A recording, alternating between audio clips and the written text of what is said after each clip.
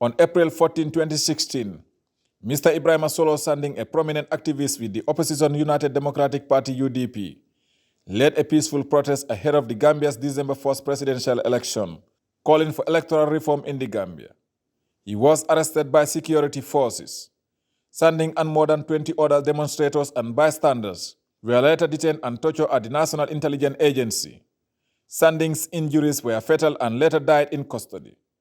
The remains of the late Ebrima Sandeng has been in state custody at the mortuary and was the subject of criminal proceedings in the case of the state versus Yankuba Baji and others since the exhumation of the remains in March 2017, pending the trial of 9 NIA operatives and directors who were found guilty of the murder of the prominent political activists. For a family that lost a dear father, husband and brother, it was a fitting moment to pay a final respect to a true hero who paid the ultimate price for the good of his country.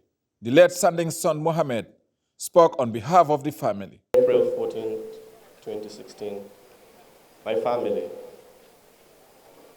paid the ultimate price of being children of a man who believed.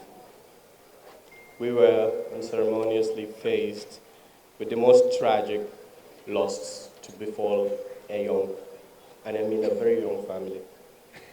We lost our beloved father, our breadwinner, and our consoler, and our source of inspiration, and of course, a role model. That changed the trajectory of our lives towards seemingly unending uncertainties, unending sorrow, and a yearn for justice. And also, in the process, as a family, we battled with destitution, we battled with loss of home, and a loss of a loved one who can never be replaced.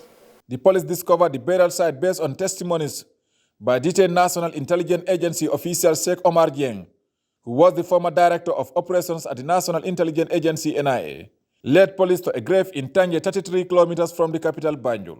Sandeng's death sparks protests by his party, the United Democratic Party, and is seen as a key factor in the formation of an unprecedented coalition of opposition parties that ushered former President Yahya Jammeh from power. Ousainou Darboe is the Secretary General and party leader of the United Democratic Party.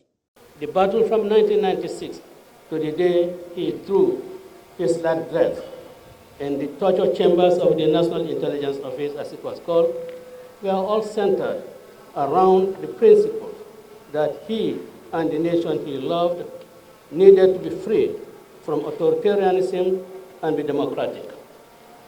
In the pursuit of his beliefs, Solo was determined, humble, disciplined, and focused. He was courageous and resourceful. He believed in his cause, so much so that he tried to convert some NIA officers to his persuasion whilst he was in previous detention in the office in Banjul.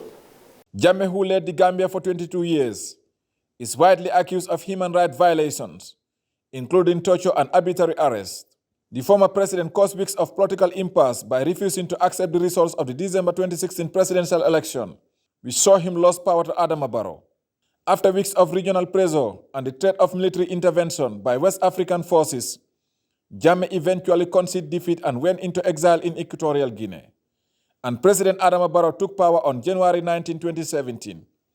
The Attorney General and Minister of Justice Dauda A. Jallow represented President Barrow at the funeral. We are gathered here today to pay our last respect to the Ebrima Sandeng, a special son of this country, a man who stood against dictatorship, a man who paid ultimate price in fighting for the cause he genuinely believed in. He has left an indelible mark in the political history of this country.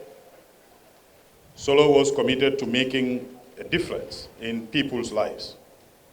He volunteered his services for the development of his community and the nation at large.